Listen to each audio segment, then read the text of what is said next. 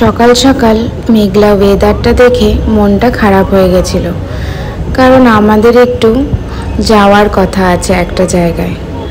তো সেটা কোথায় যাচ্ছি, কেন যাচ্ছি সেটা জানতে হলে পুরো ভিডিওটিকে দেখতে হবে। গুড মর্নিং সবাইকে, আমি পারমিতা। আমার আরেকটি নতুন ব্লগে তোমাদেরকে স্বাগত। আশা করি তোমরা ভালো আছো, সুস্থ আছো। আমরাও খুব ভালো আছি, সুস্থ আছি। তো দিনটি ছিল শুক্রবার। তো আমি আর আমার একটি বোন মিলে চলে গেছিলাম একটা কালী মন্দিরে, খুব জাগ্রত একটা কালী মন্দির, সেখানে যাচ্ছি আমরা। তো সেখানে যেতে হলে প্রথমে মেট্রো করে গিরিশ পার্কে যেতে হবে। তো সেখানেই আমরা সকাল সকাল বেরিয়ে পড়লাম মেট্রো ধরার জন্য। সকাল সকাল অফিস টাইম বলে মেট্রোতে বেশ ভিড়ই ছিল। তো যাই হোক, ভিড়কে উপেক্ষা করে আমরা মেট্রো লাইনে দাঁড়ালাম, আর দাঁড়াতে না দাঁড়াতেই আমাদের মেট্রোটাও চলে এলো। ভালোই লাগছিল, মেট্রোতে করে যাচ্ছি আর তাড়াতাড়িও হয়ে যায়, সেফলি যাওয়া যায়। তো আমরা গিরিশ পার্কে নেমে পড়লাম। এই গিরিশ পার্কে নেমে এই সিঁড়িগুলোতে উঠতে খুবই ঘাম ছুটে যায়। যাই হোক, তারপর অটো করে আমরা চলে গেলাম মানিকতলা।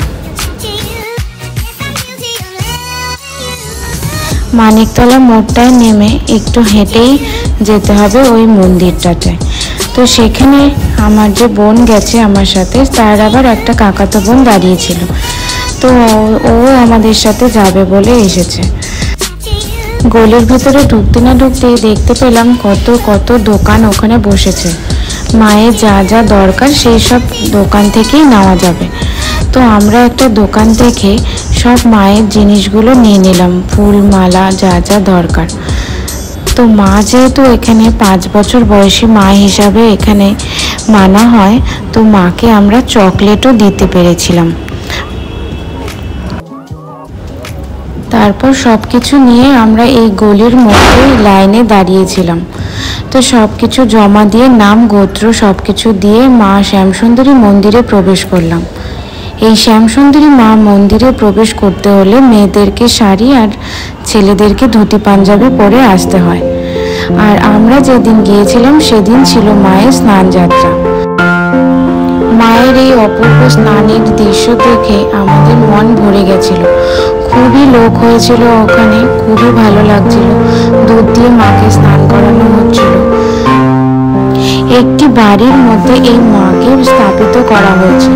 এই মাকে স্বপ্নে পাওয়া হয়েছে। আর মায়ের ভোগ মানে হচ্ছে প্রসাদ হিসাবে প্রধান হচ্ছে চাল আর কলা। তো যাই হোক, আমাদের খুব ভালো লেগেছিল এই মন্দিরটিতে গিয়ে। পাশেই ছিল শিবের লিঙ্গ, সেখানে সবাই জল ঢালছিল। তো আমি আমার বোন মিলে ওখানেও জল ঢেলে নিয়েছিলাম। তো ওখান থেকে আমরা বেরিয়ে পড়েছিলাম। তো কারো মনে হচ্ছিল কেউ থাকবে, তো ওরাও কেউ থেকে যাচ্ছিল পরের আরতি দেখার জন্য। কিন্তু আমার বাড়িতে ছেলে রয়েছিল যেহেতু, সেই জন্য আমি বেরিয়ে পড়েছিলাম। পরে বোন গিয়ে ভোগের প্রসাদ নিয়ে এসেছিল। আমি গুটি গুটি পায়ে এগিয়ে গেলাম আমার বাড়ির পথে। বোনের বাড়ি যেহেতু গিরিশ পার্কের ওখানে, তাই ও রয়ে গেছে ওখানে। পরে গিয়ে ও সব কিছু নিয়ে চলে আসবে। বাড়িতে আসতে না আসতেই ছেলের বায়না, আমাকে রেখে কেন চলে গেছিল। তো ভাবলাম যে আমরা কলকাতায় এসে তো ঠাম্মুনির সাথে দেখা হয়নি। তো ওর ঠাম্মুনি যেহেতু মামা বাড়িতে আছে, মানে আমার মামা শ্বশুরের বাড়িতে, তো ভাবলাম যে ঠিক আছে চলো দেখা করে আসি। তো এই লাঞ্চ করে আমরা বিকেল বিকেল বেরিয়ে গেছিলাম বাঁশদ্রোণী যাব বলে, যেখানে আমাদের মামা শ্বশুরের বাড়ি আছে। আমরা মামা শ্বশুর বাড়ি পৌঁছে গেলাম। তো সেখানে এসে তো খুবই আনন্দ, কারণ এখানে ওর ছোট ছোট দুটো পিসি আছে। তো ওই ছোট ছোট পিসি দুটো আবার ছিল না। আমরা যেতে না যেতেই ওরা আবার চলে গেছিল নাচের ক্লাসে, যেহেতু সামনে ওদের নাচের প্রোগ্রাম আছে। তো সেই সব করে চলে এসছে ওরা তাড়াতাড়ি করে। আর এদিকে ওর ঠাম্মুনির সাথে হাজারটা গল্প শুরু করেছে, কতদিন পর দেখা হয়েছে বলে। তো সামনে যেহেতু ওদের নাচের প্রোগ্রাম, তাই আমাদের পাবলিক ডিমান্ডে ওরা একটু নাচ করে দেখালো আমাদেরকে, ছোট্ট ছোট্ট খুদে নৃত্যশিল্পী। আগামী রবিবার ওদের নাচের ক্লাস থেকে আবার নাচের প্রোগ্রাম আছে, তো সেই নিয়ে ওরা খুব ব্যস্ত।